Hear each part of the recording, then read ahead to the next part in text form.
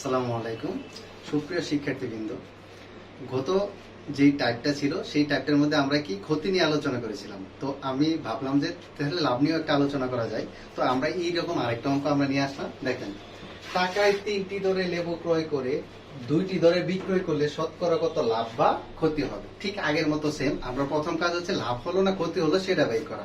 তাহলে আপনি ভাবেন 1 টাকা দিয়ে কিনছেন হচ্ছে 3টা, আবার 1 টাকা দিয়ে 2টা বিক্রি করছেন, তার মানে কি আপনার লাভ হয়েছে? অবশ্যই লাভ হয়েছে।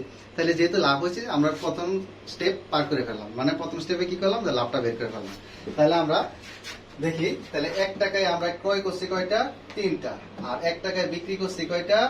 2টা। তাই আমরা সেই আগের মতোই যাবো, আর গুণন করবো। যদি আর গুণন করি তাহলে 3 ইন্টু 1 সমান হচ্ছে কত? 3। আর হচ্ছে 2 একে 2। তাহলে এই দুইটার মধ্যে বড় মান কোনটা? এই দুইটার মধ্যে বড় মান হচ্ছে 3 আর ছোট মান হচ্ছে কত? 2। তাহলে আমরা যদি ট্রিক্সে চলে যাই, ক্ষতির ট্রিক্সটা ছিল কি, যে বড় মান, আচ্ছা ক্ষতির ট্রিক্সটা বাদ দিলাম, আমরা হচ্ছে লাভের ট্রিক্সটাই দেখি এখন। তার মানে হচ্ছে লাভটা কি সমান কি, যে বড় মান মাইনাস হচ্ছে ছোট মান ভাগ হচ্ছে ছোট মান ইন্টু কত? 100।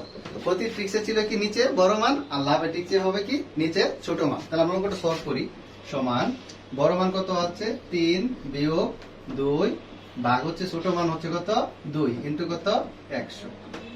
তাহলে দেখেন তো কত? 3 এর থেকে 2 গেলে কত? 1 ইন্টু কত? 100 ভাগ হচ্ছে কত?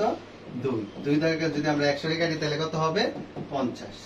তার মানে কত হচ্ছে? 50% লাভ। তাহলে আমাদের কত পেয়েছি? যে 50% লাভ হবে। থ্যাংক ইউ সবাইকে।